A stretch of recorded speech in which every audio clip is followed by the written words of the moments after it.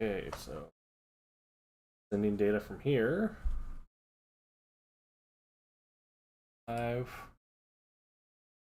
5.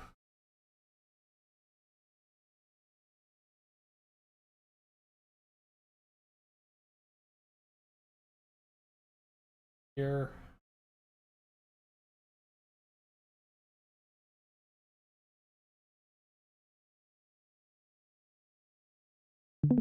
That.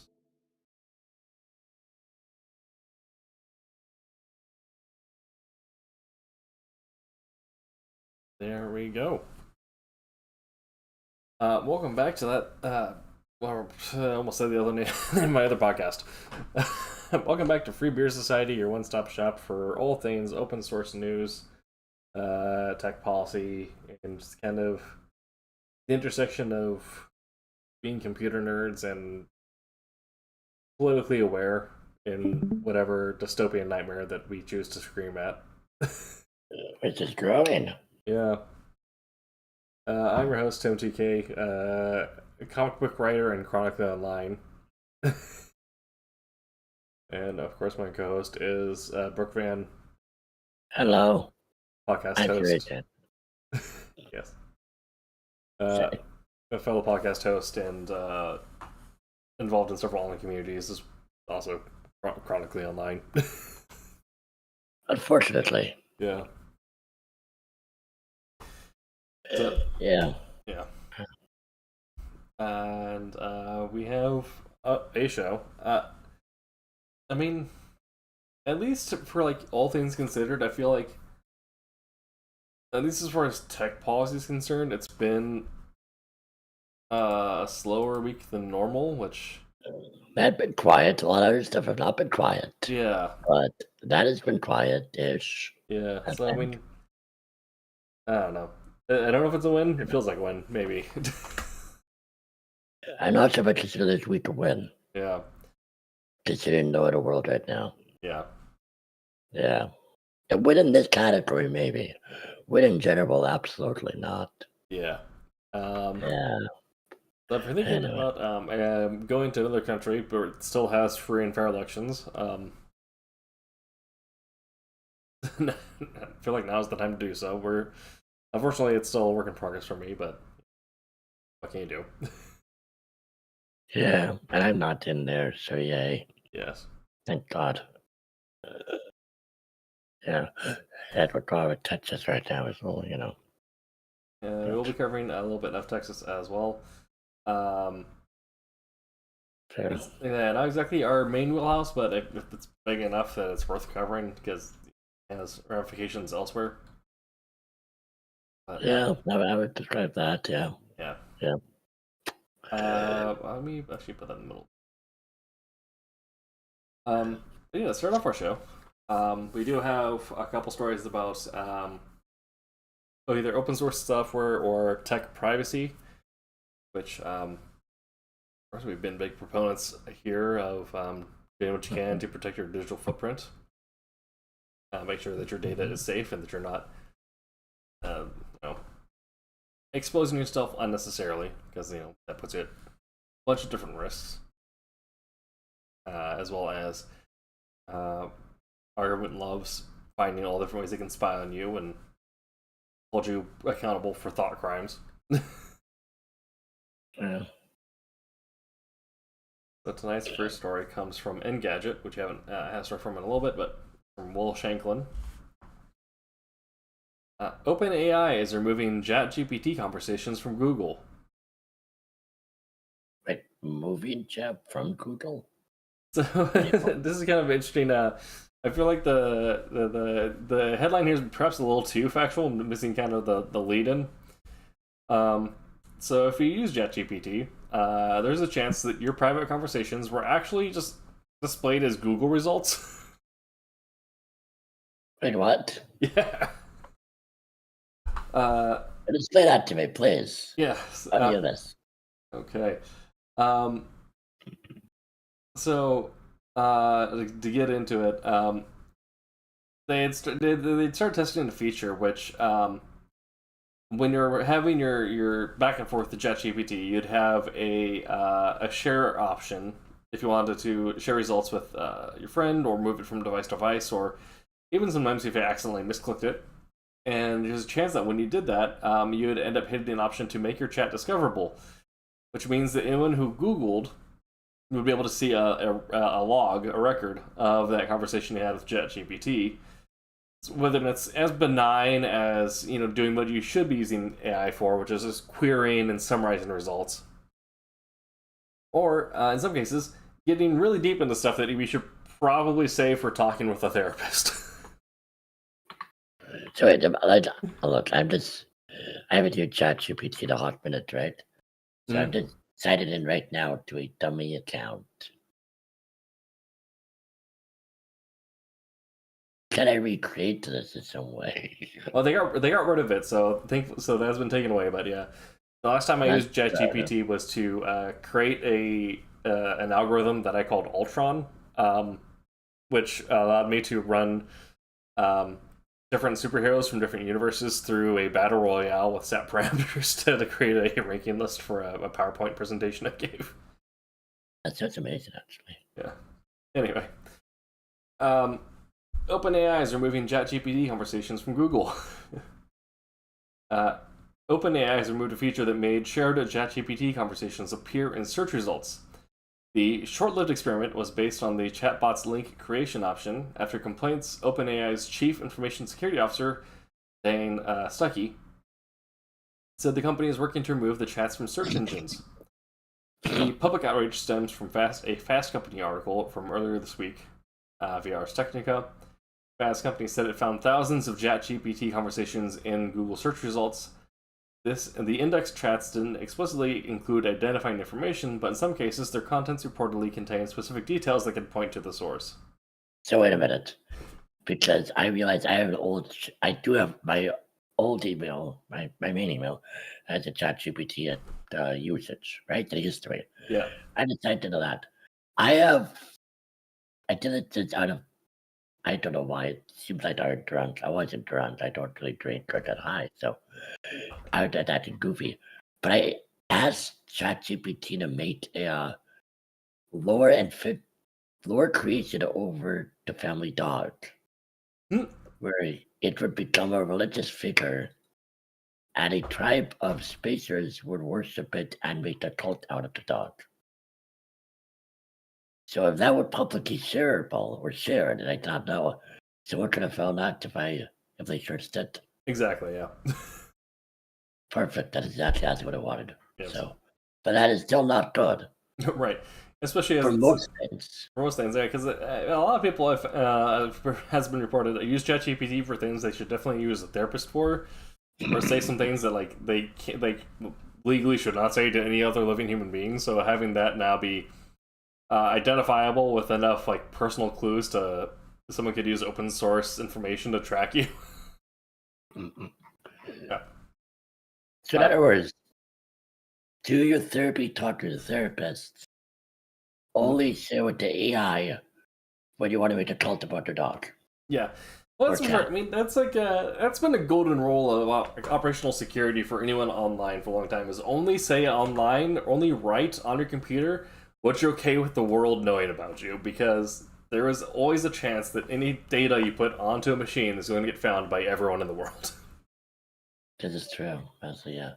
So, I would say the last nature of things online now, but So, I mean, there's certain things you can do to protect yourself, and if you're in certain areas, you'll find ways to, cover your data, use different tools or methodologies to scatter your data, to obscure it or to encrypt it. But, operational security 101. Never hack into something using your main email. That is very true. Do not do that. Yeah. That is a dumb idea. So, this is kind of that equivalent. Yep. Yeah. I feel like I don't know if we really need to read the rest of it, because I feel like the issue here is already blatantly obvious. Also, if you're running a service that people are going to think they're going to have confidential conversations with, this is a dumb feature. Creative. Yeah. Also, turns out it's worth of sharing.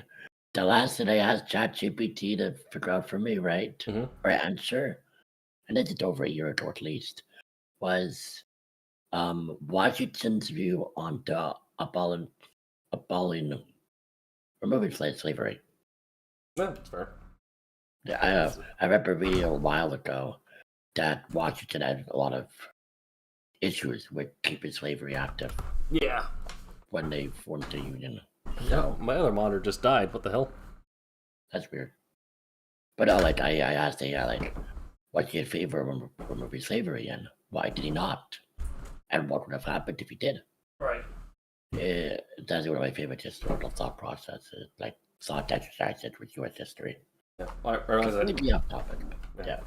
I mean, I think it's kind of like a good reason to use a good thing. Like that's the example. Like using an AI search bot for like is if you're just trying to summarize a bunch of information to if you're not necessarily like critically engaging with it, or if you're just like need a jumping off point to like okay now I can click on these links to get the actual cited sources. But Right. yeah, using it in actual like professional documentation is dumb. Legal cases, as we discovered last week, is dumb. Or making lore about the dog becoming a cult icon. That's what you should use for. Is like use your AI to start a cult. Put that on the internet. Don't do that. Don't do that.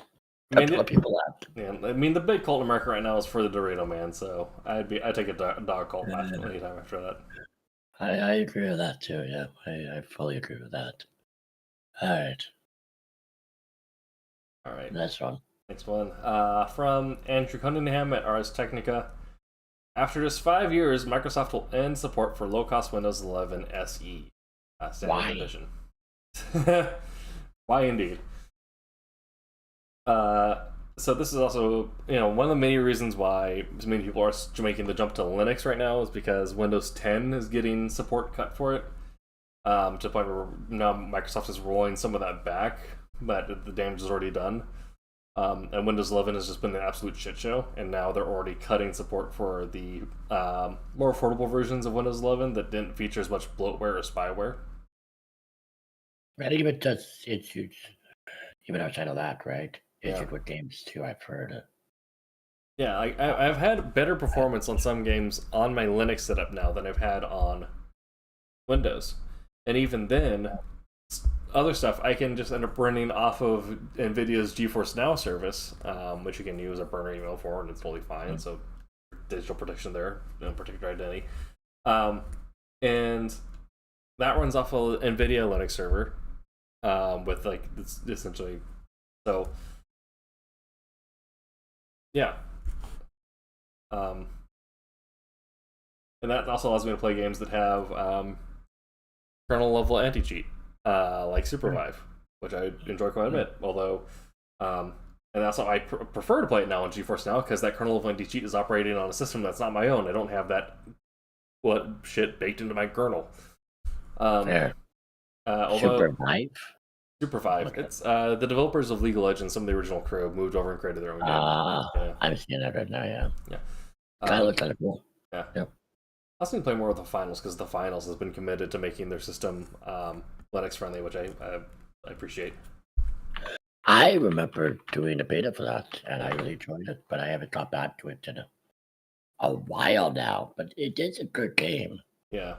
I'm hoping it's still actually doing well. That's what it sounds. It sounds like it's still pretty active. Continued article, but I wanted to check the numbers for the finals now. Yeah. Okay. Microsoft says it plans to stop providing updates for Windows 11 SE. The special Windows 11 variant intended to compete with Google's Chrome OS in schools. The change was announced quietly via the Microsoft support document spotted by the German language site Dr. Windows, which says that Windows 11 SE will not be getting a version of this year's Windows 11 25H2 update. Security windows for Windows 11 SE will end in October of 2026, when Windows 11 24H2 stops receiving updates. Support for Windows 11 SE, including software updates, technical assistance, and security fixes, will end in October 2026. The document reads, while your device will continue to work, we recommend transitioning to a device that supports another edition of Windows 11 to ensure continued support and security.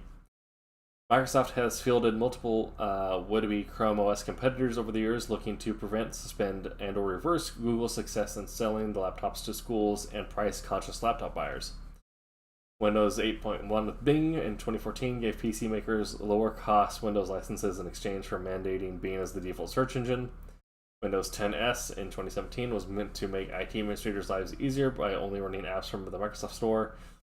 That iteration morphed into S mode in 2018, allowing the restrictions to be turned off easily and free of charge.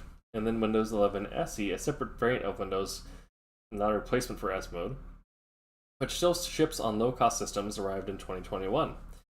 It was its own purpose-built thing designed specifically to replicate some of the things that make Chromebooks work well in schools.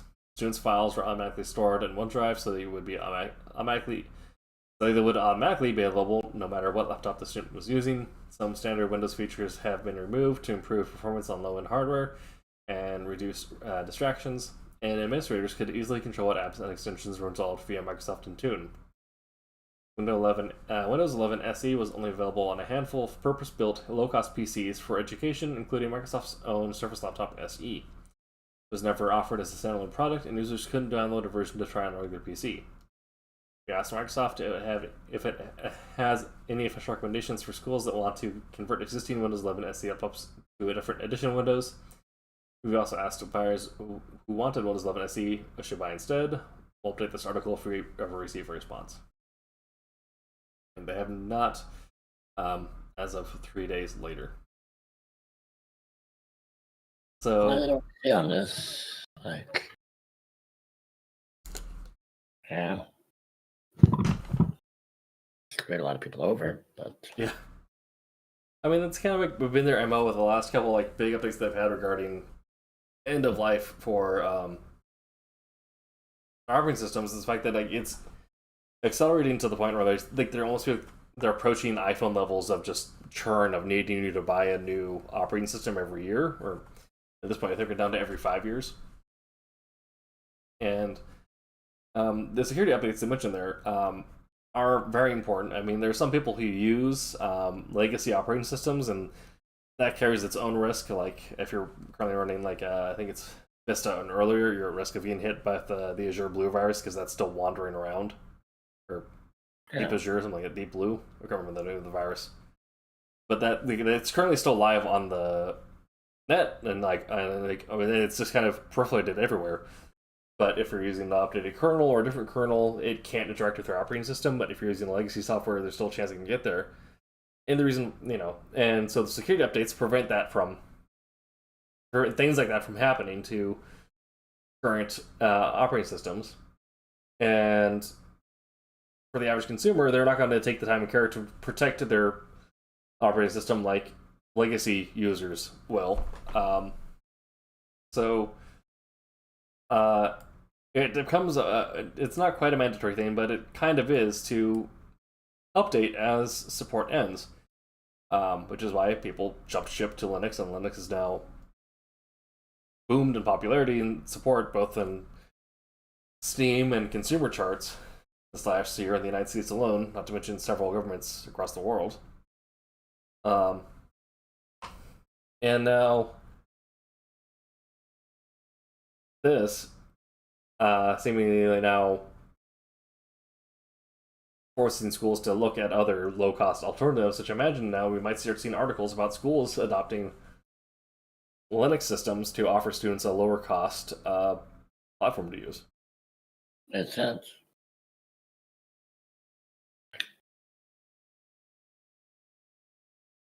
Yeah, Makes sense. Yeah.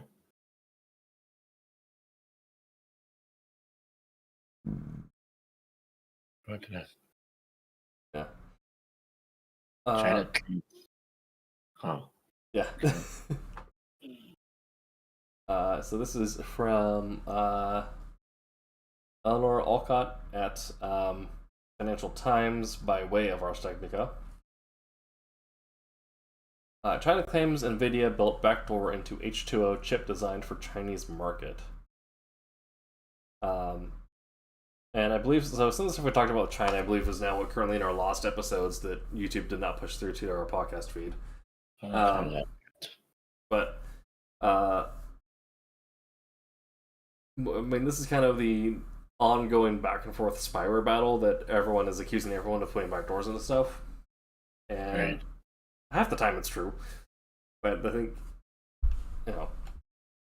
it's kind of interesting when it comes when China is claiming on NVIDIA, and NVIDIA produces a lot of their stuff in Taiwan or from China, so. Beijing has summoned NVIDIA over alleged security issues with its chips in a blow to the U.S. company's push to revive sales in the country after Washington granted approval for the export of a made-for-China chip. China's cyber regulator on Thursday said it had held a meeting with NVIDIA over what it called serious security issues with the company's artificial intelligence chips.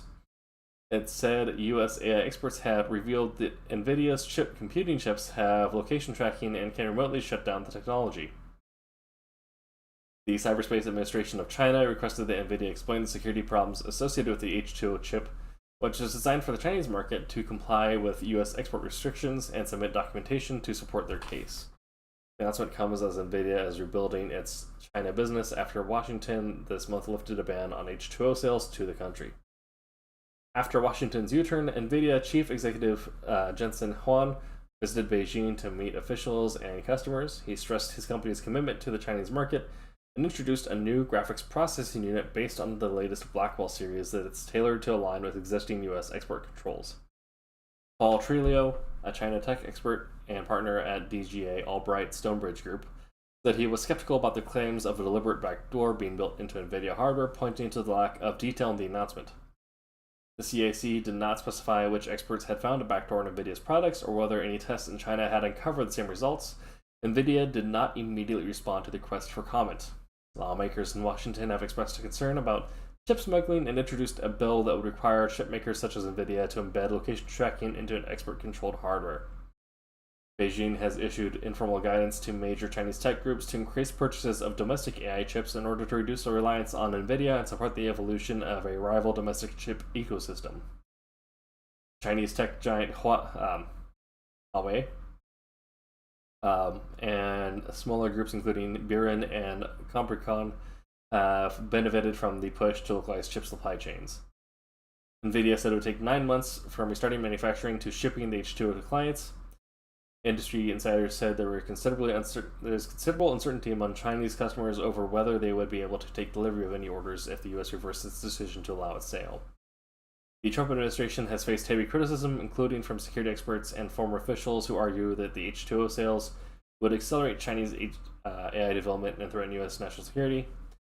There are strong factions on both sides of the Pacific that don't like the idea of renewing H2O sales, said Trillo. In the U.S., the opposition is clear, but also in China, voices are saying that it will slow transition to an alternative ecosystem. Kind of a lot, and kind of get into like some geopolitics there, but the main thing we're talking about is the idea of NVIDIA chips, and of course, if you're using a GeForce and NVIDIA graphic card that is involved in some way, having location sharing built into the system as well as a kill switch, which while these are referred to as, chips designed specifically for AI computing and those kind of higher end probability style engines, not necessarily your average graphics card.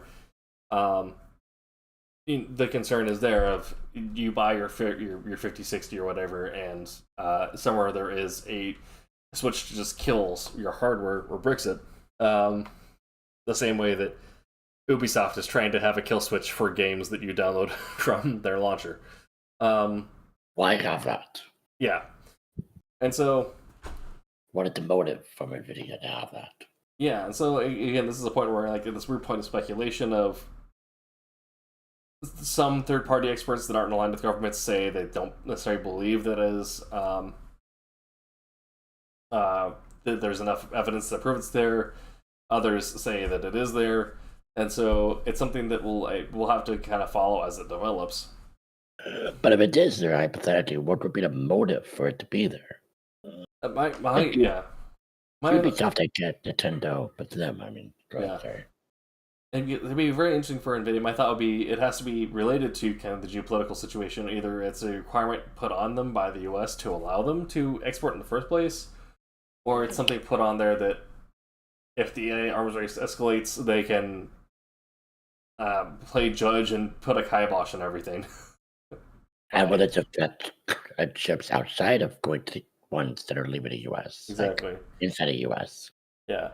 So we have to know, like, are these same like stipulations put on ships that are localized? Is it just ones going to China? Are like do all international ships have these same kind of Or ones going to France or Canada or yeah in Britain? Are they? yeah? So again, something that we don't necessarily know Okay. whether or not this actually like these kill switches actually exist, but it is something that is worth following. I would describe that. Yeah.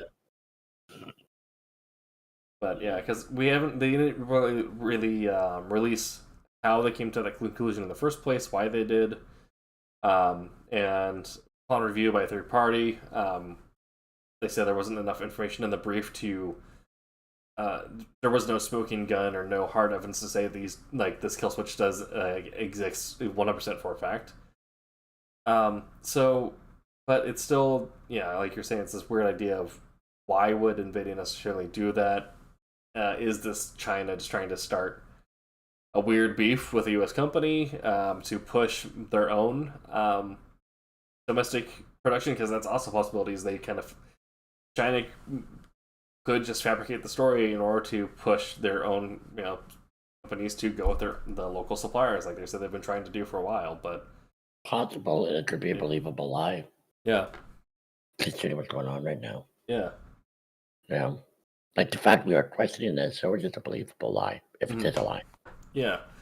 Where So. it's I mean, we're at an interesting point where everyone is so aware of like how much their technology is spying on them that if you're to tell someone that you're that's the thing is you tell someone that your phone is listening to them 24/7 and they kind of accept it as like, oh, that's probably true. Yeah.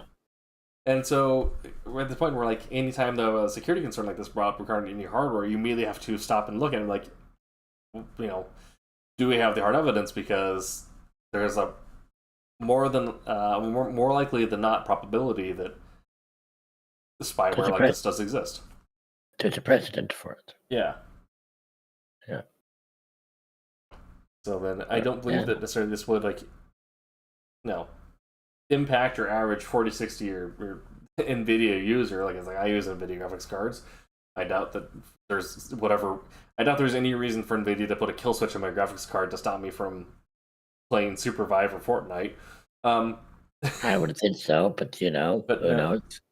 But then you get this weird idea of like, what if they're because the idea of having remote access, like a location tracking and a kill switch, means that on a web connected device, to use historical precedents, there could be a zombie net where like what has happened with other pieces of hardware in the past, where it allows a company to essentially run background crypto mining on a device while you think it's powered off.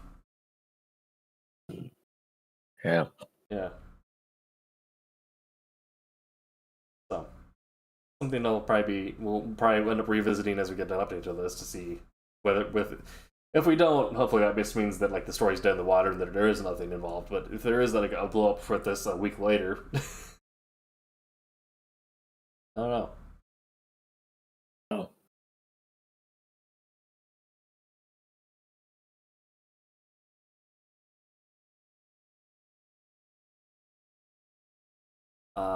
Next story again. This is getting into some of the areas that like aren't necessarily our area of expertise, but concerning. To see Well, I think I look at this more normal political stuff more than you, maybe. Yeah. Because I keep up with this stuff really sharply. I do as well, but I mean, I try to keep the podcast focused on the tech side of things simply because I would say we're more so nerds than political scientists, although that's true, but the way that this could impact literally every aspect of life in America. That beats a bit. Yeah. But also that beats a bit. I actually want to study more, honestly, Yeah. in political science, because I actually do have a kind of a passionate interest in it. Yeah, for sure. So, this is very bad. Yeah. Um, this is another moment that makes me deeply concerned about the state of the country and the future of it, Yeah. because we are now ordering arrests of political opponents. Now, they have fled the state, but there's a reason for that. Yeah. And, to be able to go through it and then Right. check the article, or yeah, go ahead. I have a lot to say about this, but go ahead. So it was from Julia Hart and Evan Garcia at Reuters. Texas governor orders arrest of Democrats absent on Monday redistricting vote. The brief overview notes. More than 50 Texas Democrat lawmakers left the state. Lawmakers want to block a Republican redistricting plan, and Trump urges Abbott to do whatever is necessary to boost Republican seats in U.S. Congress. So to add some context to this, redistricting, for those of you who don't live in the United States, who don't know what that is, we do not have a direct democracy in the United States as much as we probably should at this point. We have... I pretend we do. Yeah. We have representative district-based democracy, which means that lawmakers will drop a map of a state and then of the country, and counties and all that stuff, and say that this block of landmass is equivalent to one vote, which is stupid because it means that the land is voting, not necessarily the people.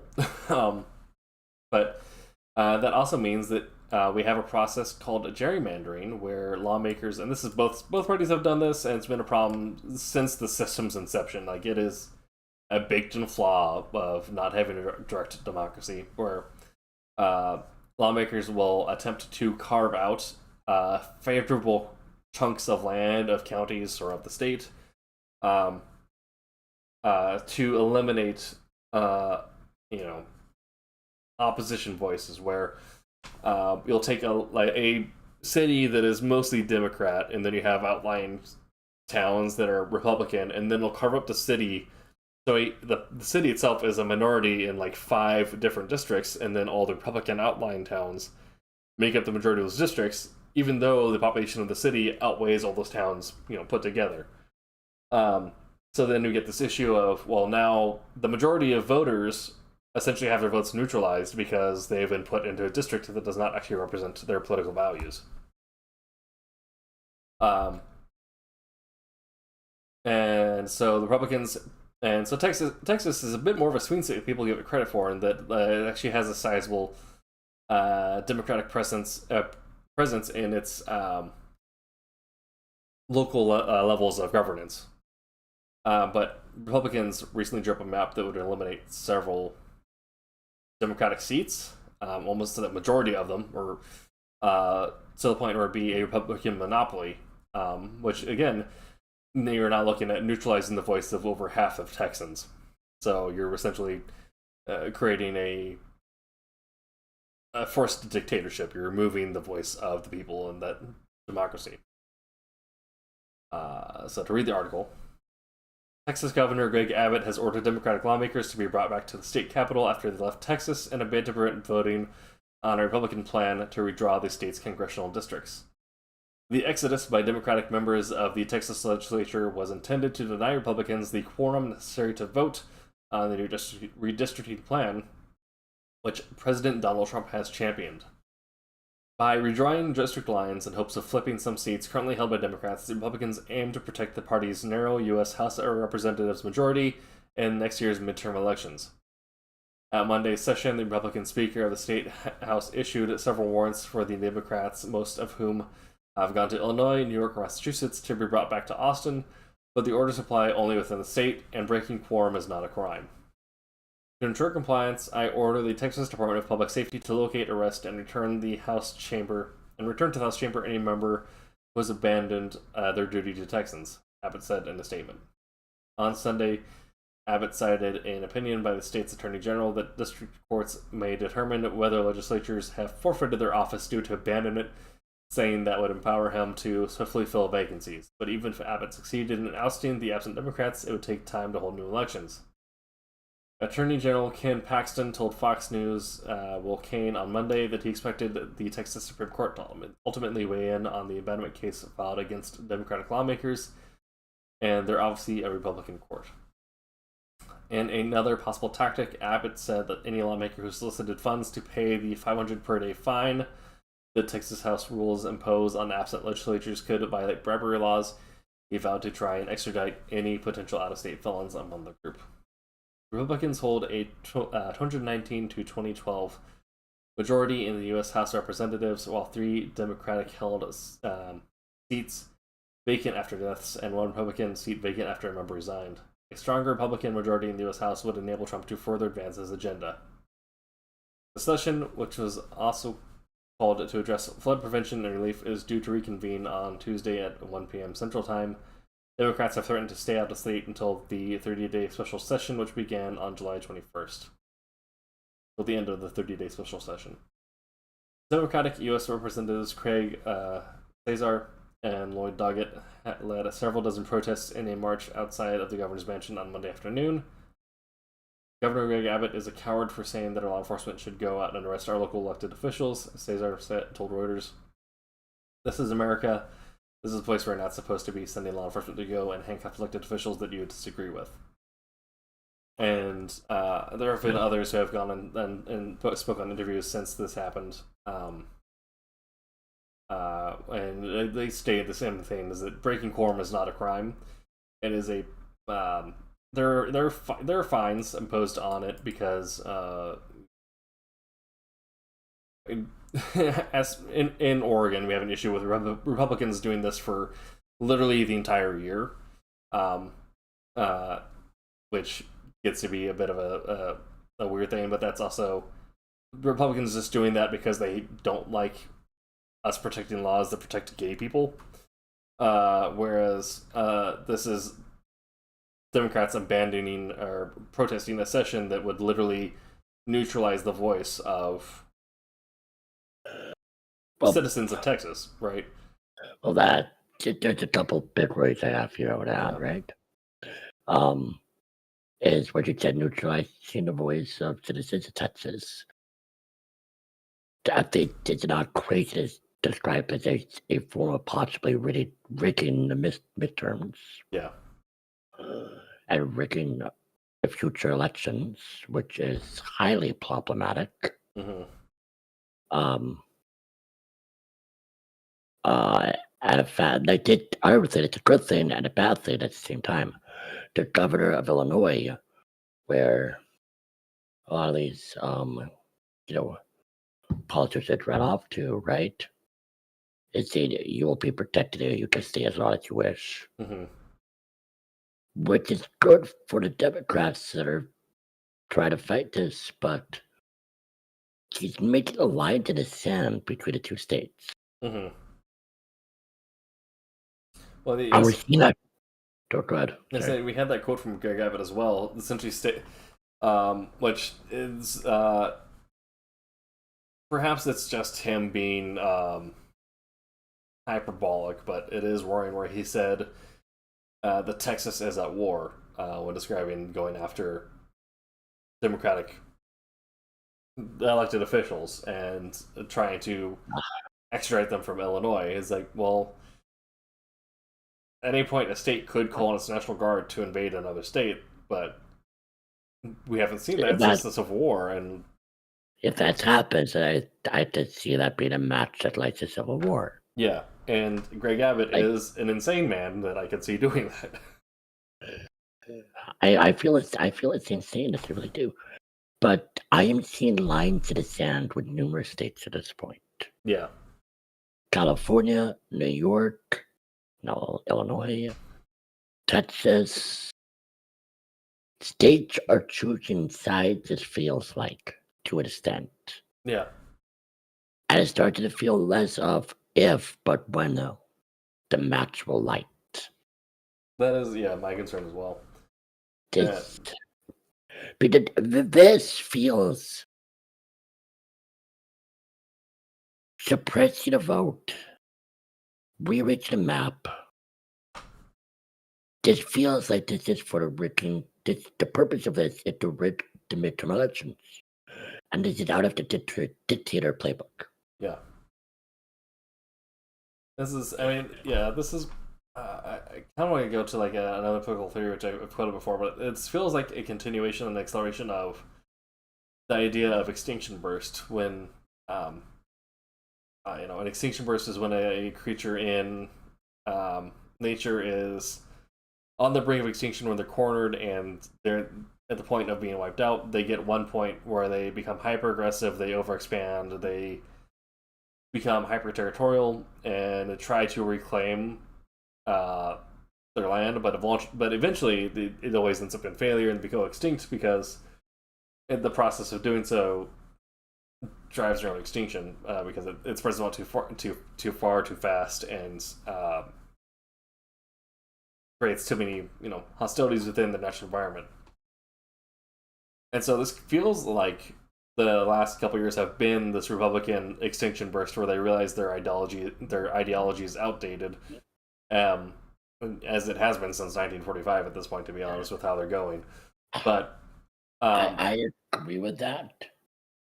But there is another thing to add there, that the Democrats have massively failed still.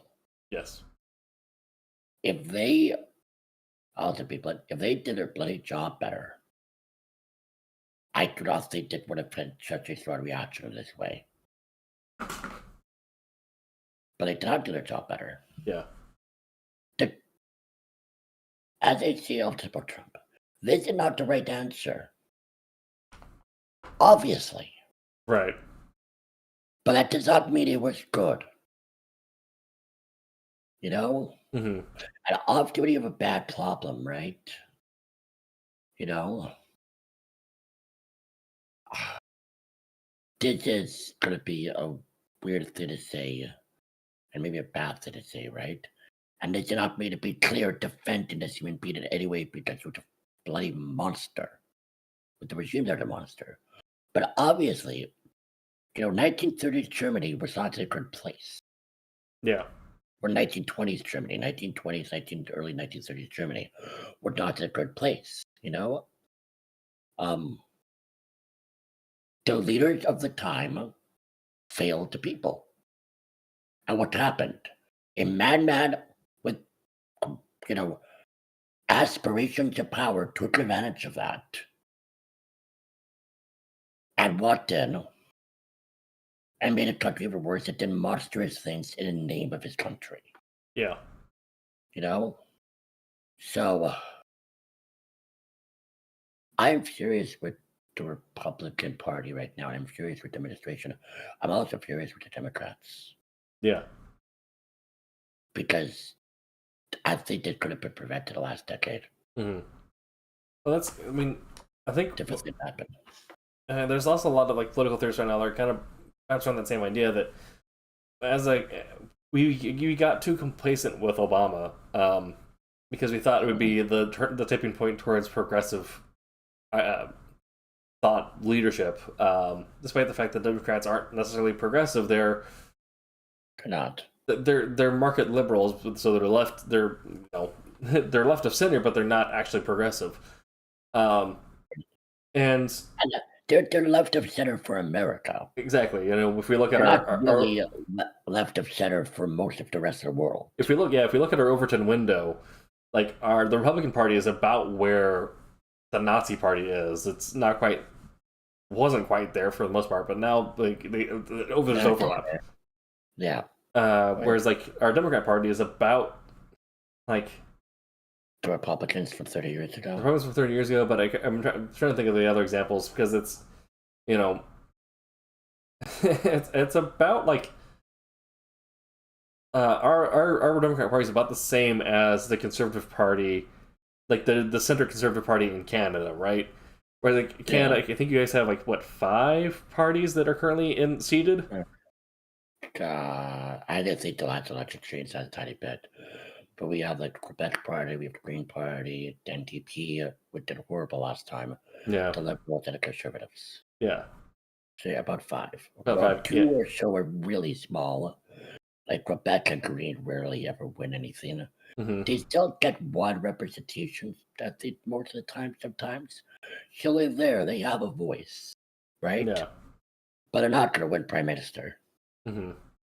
You know, it's really between NDP, Liberals, and Conservatives. Yeah. Yeah. So, but yeah, but the idea is that it's very similar to Germany. Like, we got too complacent with Obama, thinking that'd be the tipping point, but not really being aware of where we actually stood.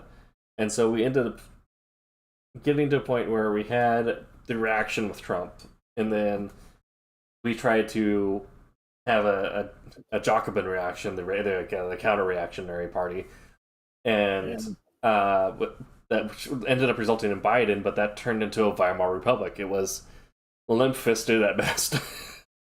Yeah. Hey, during that whole time, you know, people still felt like they were not taken care of. They felt unhappy. They felt, you know, America was losers. They felt numerous things. Yeah. And because of disinformation and numerous other stuff, they bought a lot of lies. Yeah. And then, you know, when that happens, you want someone perceived as a strong man, Yeah.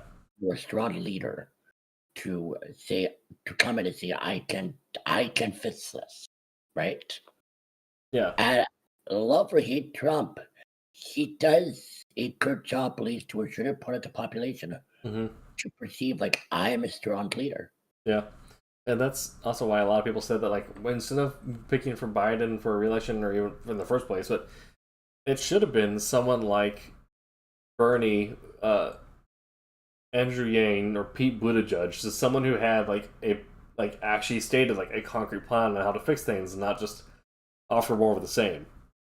I love Bernie too a lot, but I do think he was the country would not have voted him in. I mean, maybe, but I feel like with the right political team behind him, like with the right speechwriters and the right marketing team, I think there's a real chance there. Because again, the Republican Party is operating purely off of marketing at this point. Possibly, Yeah. But I also think if you brought someone a decade or two younger, right? Yeah. With similar messaging, and that would have been like Andrew Yang. Yeah. Yeah, because and that's strong leader. Biden did not come off strong. No.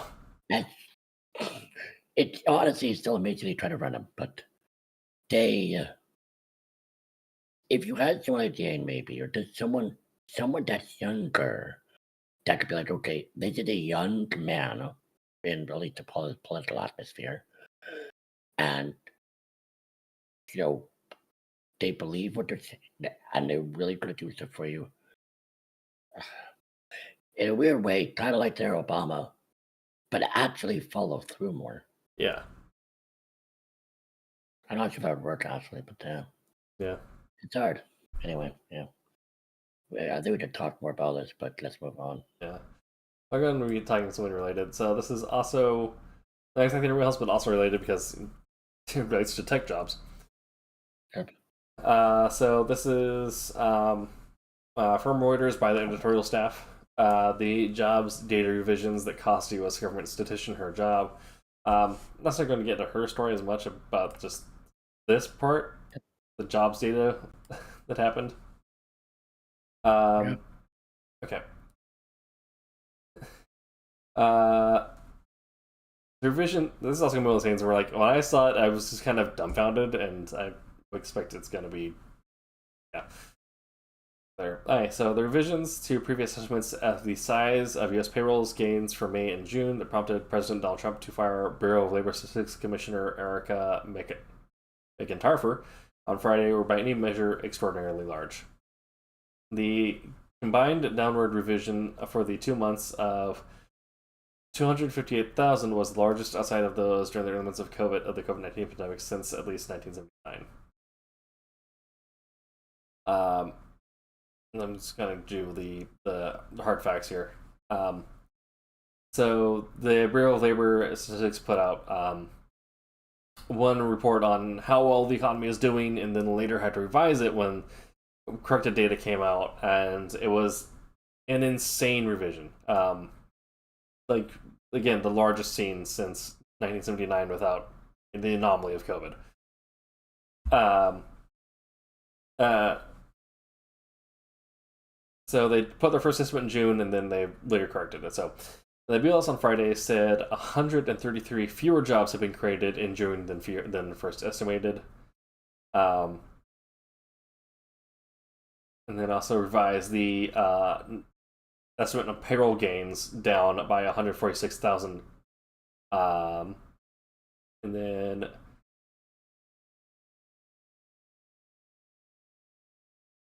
so brass tacks here, because it's going to get to the history of things, but that's kind of not where we're here. The combined revision.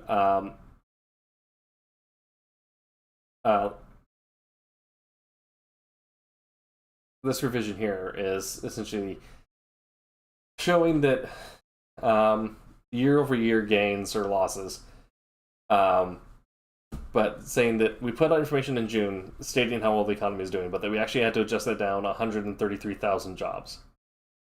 And then saying that the average payroll had, but in COVID, the example of this is 146,000 in COVID when we lost all that market data because jobs ended up shutting overnight at 146,000. So that was back in 2021. So just 13,000 less than COVID numbers, and that being the anomaly. But so we ended up going from an actual potential job gain in the market to a near historic job loss, with COVID being, anomaly, but then going back down to the 70s and 80s when Reaganomics and all that, as well as the weird little bits of Eisenhower economics in the 70s, the holdovers from the Eisenhower economy. But I'm doing a bad job here. The brass tacks here is our market data was so skewed that we somehow reported and made policy decisions on a number that was over 100,000 points higher. Does that surprise you, though?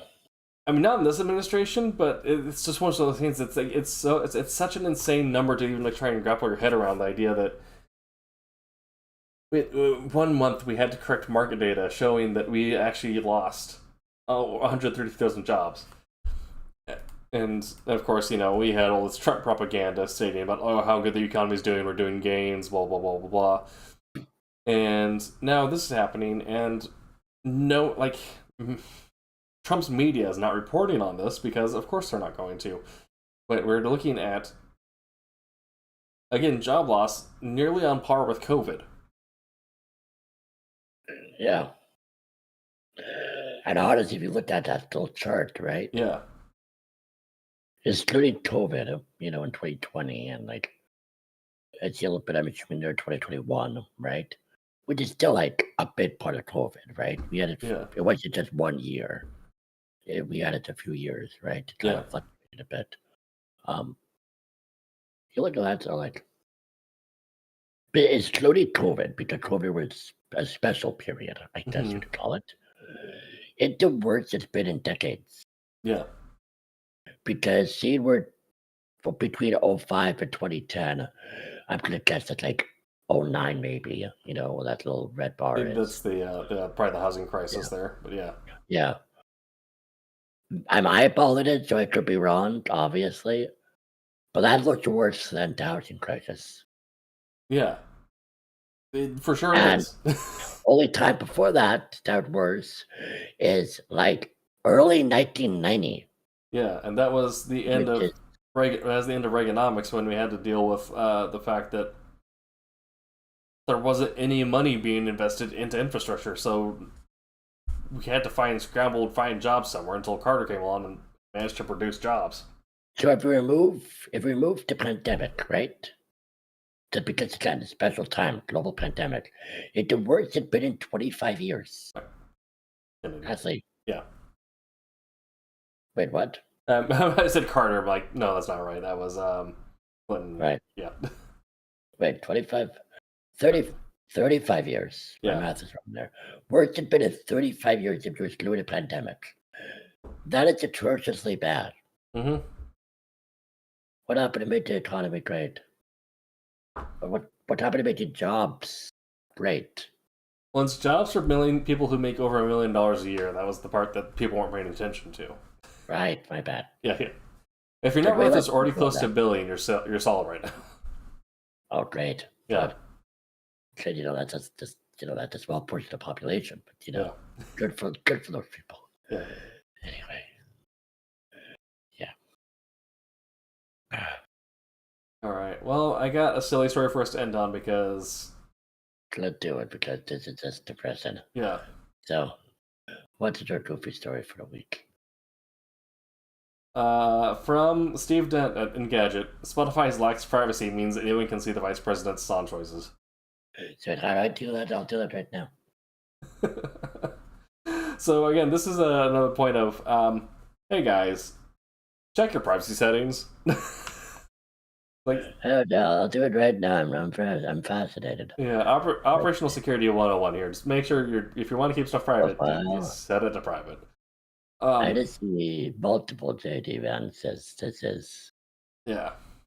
not easy to tell. Great. Well, there is a website you can go to called the Panama Playlists, of course, named after the Panama Files. So a new cybersecurity breach has revealed the personal information of various celebrities, and while it won't let you steal their identities, it will allow you to judge them. The Panama Playlist details the Spotify song choices of notable people ranging from Vice President J.D. Vance to talk show host Seth Meyers to tech bros like Palmer Luckey, and technically it wasn't a breach at all, but a possible lack of understanding around Spotify's privacy settings. Spotify has always allowed users to make playlists public or private, and some even actively seek followers. On top of that, each playlist cover shows public playlist or private playlist right on up top. However, the default for new playlists is public, so many users may not be aware that their listening habits are available for the world to see if someone looks hard enough. I'm looking at JD Vance right now. Yeah. This is interesting. That's exactly what the unknown creator of the Panama Playlist did. Simply searched for famous people and found their public playlists. The results aren't really that interesting, sure. It's kind of funny that J.D. Vance has I Want It That Way or on his Making Dinner playlist. And Justin Bieber. And One Direction. Yeah. It's ironic that White House Press Secretary Carolyn Leavitt's playlist features Aretha Franklin's Respect, and very on the nose that U.S. Attorney General Pam Bondi has Cold as Ice on her playlist. Other standouts are Young Dumb Broke by Khalid on Sam Bankman-Fried's Loud playlist, James Blake's Retrograde on Pete Buttigieg's Election Eve playlist, and Billions and Billions on venture capitalist Mark Anderson's Focus Alpha list. In other words, everything is about as you expect to given their personalities, many of whom aren't exactly in the A-list tier. So something else. Because you like you said, you can't steal their stuff, but you can actually publicly listen to their playlist on Spotify. Yeah. And of course, this is panelplaylist.com. Mike Johnson, Speaker of the House, has Credence on his playlist. Credence will hate you, sir. they stand up against everything you are. Johnny Cash, of course, would hate Ron DeSantis. So Billy Joel. And yeah. Ron DeSantis listens to ABBA. That's funny. It did just, some of these people are doing what they're doing and listen to all this music, right? But don't recognize the meaning behind the music. Yeah. So they're trying to play against that. Kind of fascinating. Yeah. I love this story. This is hilarious. Yeah. Today. So yeah, Dan Crenshaw listens to Stevie Aoki. What the fuck? I always do that. That's funny. Okay, but yeah, I imagine at some point we're going to get tweets from some of these artists disavowing people that listen to them.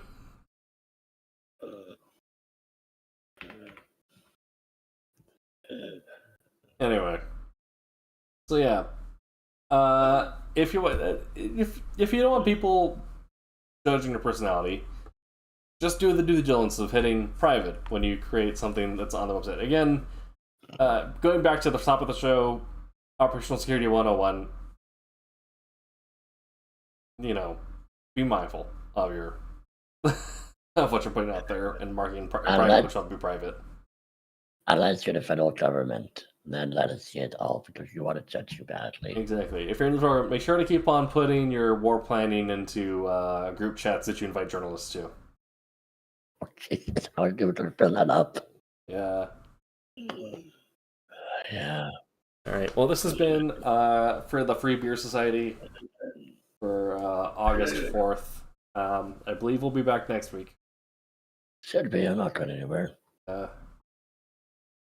But yeah, I'm not going anywhere for a while now. Besides some time in Sure. Okay. Well, we'll see you then. Until next time, keep it sleazy. See ya. Have a good night.